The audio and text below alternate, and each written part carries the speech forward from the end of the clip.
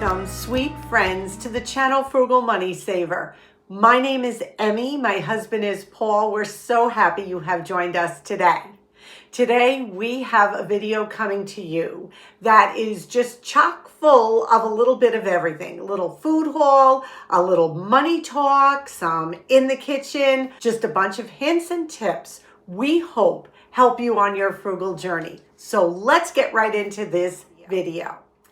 First thing we're going to start with is sometimes you just have to walk away. What do I mean by that? I'm going to show you 2 sets of pictures, videos, and then we will come right back and I will explain exactly what I mean by walking away.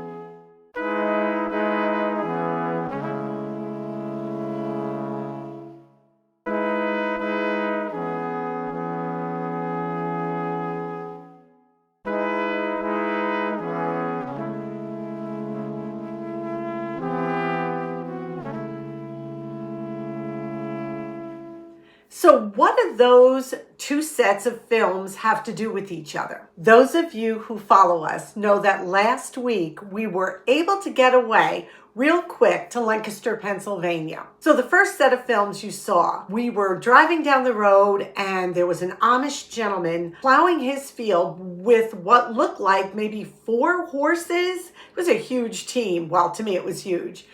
And his property was amazing. They were turning the soil over, I assume, to get ready for planting season. And the second set of films was as we strolled through, I took some photos of the shelves of the local Lancaster Goodwill store. It was such a stark comparison. Now, this is not about religion. I'm not talking about the Amish religion. I know nothing about it. This has got nothing to do with that. What it has to do with the simplicity of the Amish lifestyle and that man plowing his field with horses, and then the abundance of what was discarded to Goodwill that people no longer wanted. You know us. We love Goodwill, we love thrift stores, tag sales, etc. Wonderful. I encourage you, when you need something, that's the first place you go. Buy secondhand good quality. It keeps things out of the landfills, the prices are low, and it's just a great way. Not pay full price for something practically brand new as well. We have seen the Amish in Goodwill. And I'm kind of curious. I always look in their wagons what they're buying. And maybe this is not typical, but the ones we have seen in their wagons, they have plates, glasses, fabric. We see a lot of fabric. Shoes is another thing that we see in their wagons, their carriages a lot. So it got me thinking, they're not in there to buy their wants. They're in there for their needs. As we were walking through this Goodwill, and it is huge, the one there, I kept saying to Paul, look at all this stuff. If we took the sticker price of everything in that store and we added it up, what people paid retail for those items, it would be staggering. What does this have to do with walking away? I think we need, on our frugal journey, to again reassess when we are going to purchase a want, not a need, a want. We were walking up and down the aisles. I saw a Pyrex dish. It had a lid on it. Right away, Emmy of a year ago would have grabbed it, put it in the carriage, and we would have been out the door. This time, I stopped, I looked at the pattern, I said, I don't even really like this pattern. Just because it's a vintage Pyrex, I have a lot, I really don't even want this. And that's when it hit me. Walk away. Just walk away. And I did. We ended up visiting that Goodwill store twice, and we came out with nothing both times we visited that store. Now, this is not a pat on our backs, nothing like this. Listen, next time we go in, there may be something we really want. But the point of this is we need to stop and wait and think about what you're purchasing. When you go to purchase something brand new, I want you to just stop for a minute and think. Where is this item going to fit in your life? Where is it going to fit in your home? Is it a want or a need? And how bad is that want? How bad do you really want that item? Is it going to end up on the shelves of a thrift store, of a tag sale, of a flea market in a month, in 6 months, in a year? Well, then take that money and put it towards something that is super important to you. Whether it's paying down bills, having experiences, putting it in a savings account, an emergency account. Even if it's $5, $10, it will add up, I promise. Now, getting back to secondhand stores. When we shop in a secondhand store, we've also learned to do something else. If we see something we really like, we'll put it in our wagon. We will walk through the store, meander, chat, look. If by the end, when we're ready to check out, we look in that carriage and we say, you know what? I don't even really like this, or I don't need this, and we will put it back. That is another great way we deter ourselves from buying stuff sometimes that has no place in our lives right now. So sometimes, literally, we need to walk away and say, I don't need this right now. This is not every time, because there are times we go into Goodwill and we will see something and take it home with us. But the difference is we are becoming much, much more aware of walking away instead of just impulse grabbing it, putting in the cart, and checking out. So we hope this was encouraging. When you look at the Amish lifestyle and how simply they live and how hard they work, because nobody can take that away from them, and how beautiful their homes look on the outside, and how literally they live their life in such a simplistic, non-materialistic way, we can learn so much from them. Just some food for thought. We hope it was encouraging. Now we're going to show you our weekly food haul. We went food shopping. We picked up some things we needed. We're going to be cooking for Paul's parents. I'll show you what I got, and let's see how much everything cost us. So this is our small weekly food haul from ShopRite. And basically, we needed a bunch of fresh food. An 8-pound bag of oranges was $5.99.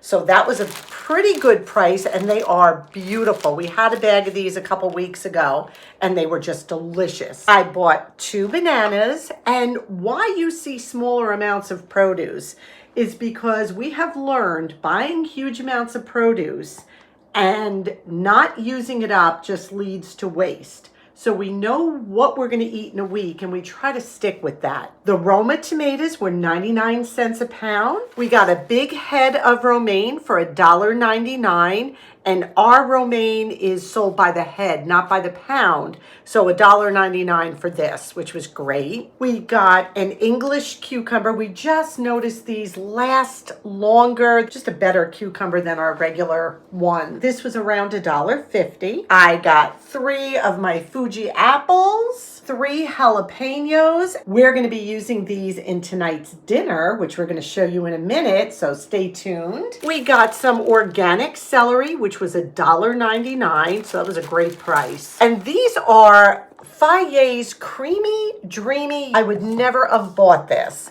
but they were free. They were $1 a container, and then there was $1 off each one. You were allowed 4, so these were absolutely free. So that's why they're in the house. Butter was $2.99 a pound, which is very good for this area. And I got 3 of the salted, and I got 1 of the unsalted. Friendship sour cream was $1.99 for the 16 ounces. I did get 2 of these. We got some Chi-Chi's white corn tortillas. I am not great at making tortillas, and these are much lower sodium than flour tortillas. It's 30 milligrams of sodium in 2. Now, we were looking at the white flour tortillas. Oh my goodness, they were like 250 grams of sodium. 4 packages, 12 ounces of the Jimmy Dean bacon, $1.99 a package. We freeze these. Yes, we do eat bacon. That is one of our downfalls, but we love it. This is a pork loin, and it was on sale $1.49 a pound. So I am going to make this for Paul's parents for their meal this week. I will film it and show it to you next week. It actually uses a can of rinsed and drained sauerkraut. So I picked that up as well. But $1.49 for a pork loin, that's a great price. Just a small haul, some good prices, some loss leaders on here. Total spent $47.39. If anybody has tried these creamy, dreamy faye, leave it down in the comments section and let me know. They only had 2 flavors, stracciatella and lemon meringue. So stracciatella, I have no idea what that is. If you've tried them, let me know down below. I'm going to be making the pork loin for Paul's parents this weekend. So come back on Tuesday and I will show you a pork, sauerkraut, apple, yummy crock pot meal that I'm going to be sharing with them. So make sure you come back on Tuesday. As you can see, some of the prices were actually really good. Butter, $2.99 a pound. We haven't seen that in a long time. The bacon, $1.99 for 12 ounces. That's great. I mean, that's a great price. The yogurts were free. So what we do is we shop those loss leaders and then we pick up what we need for the week. Remember to keep in mind those loss leaders as you do your food shopping, those super specials on the front of your food store flyer. And if you can stick with those type of items when you go food shopping and plan your meals around them, you'll soon be coming in way below your food budget. Now we're gonna turn this camera around and we're gonna get into the kitchen. And we are going to make some chicken enchiladas, but these are a little bit different. We roasted a whole chicken yesterday and we have some wonderful leftover meat that's gonna last us at least a couple days. And I thought it would be fun to put together a creamy enchilada bake. So let's get into the kitchen. So we are in the kitchen and we're going to be making some cheesy chicken enchiladas. Now these are not authentic, so be kind, but it looked like a really good recipe. I will link the original recipe down below, but this is all you need. 2 cups of chicken that you shredded. It has to be cooked. 3 tablespoons of butter, 2 cups of chicken broth. This is my frozen chicken stock, but you can use whatever you'd like. This is about 3 chopped jalapenos, and we took the seeds out. So just be careful, use caution when you're chopping these. They're hot, the seeds are hot. Instead of the jalapenos, you can use a 4-ounce can of green chilies. We have 8 corn tortillas, a cup of shredded Monterey Jack cheese, I think this is, but any kind of good cheese you could use. I have 3 tablespoons of flour, a cup of sour cream, and a little bit extra shredded cheese for the top. And then we just have some spices in the back. We have pepper, paprika, onion powder, and garlic powder. This is so easy to put together and it looks like it's going to be delicious. First thing we're going to do is take the 2 cups of cooked shredded chicken, put it in a bowl, add your cup of grated cheese. Then we're just going to season this.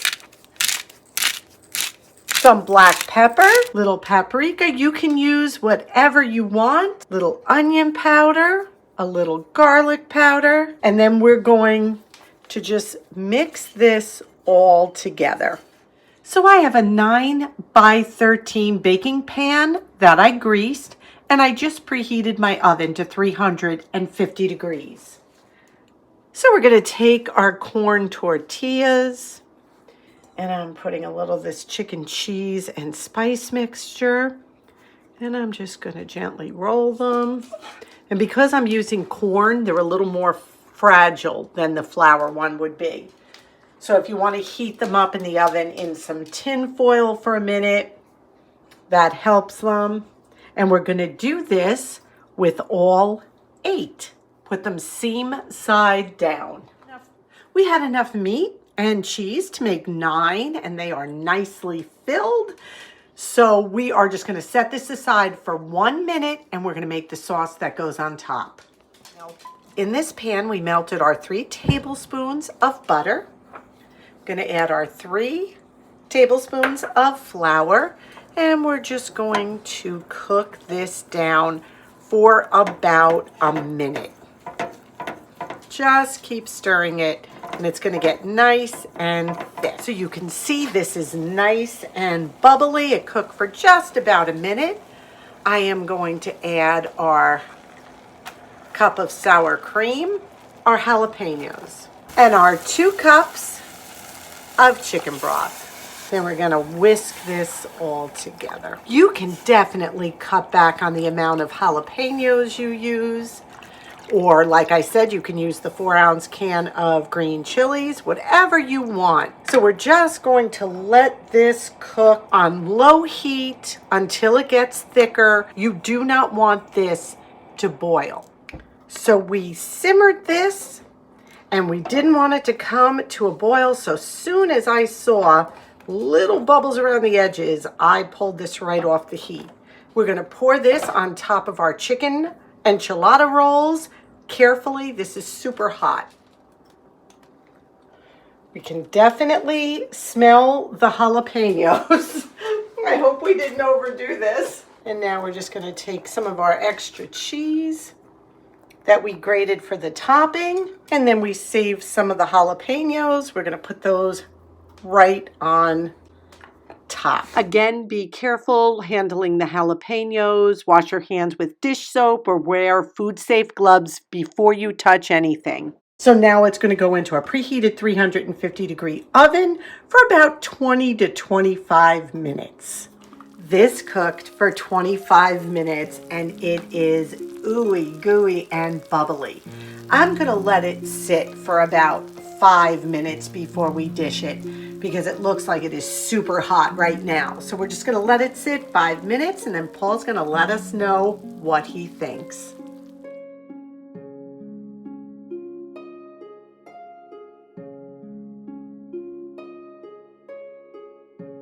I'm going to put a little bit of this sauce on top. Wow, does this look really good. Simple, easy, frugal, using up what we have. Okay, now we're going to try out the cheesy chicken enchilada cooked here at home. It absolutely smells delicious, looks wonderful. Let's try it out. I hope we didn't add too many jalapenos. I don't think so. Jalapenos aren't that bad. I mean, they're little heat, but they fade quickly. Let's see. Dixie wants some. I can hear her. Wow, that's delicious. That really is. I don't notice right now the jalapeno. Maybe it comes back later to bite you, but it's got the taste of the peppers. It doesn't seem that hot. The cheese is delicious, the chicken.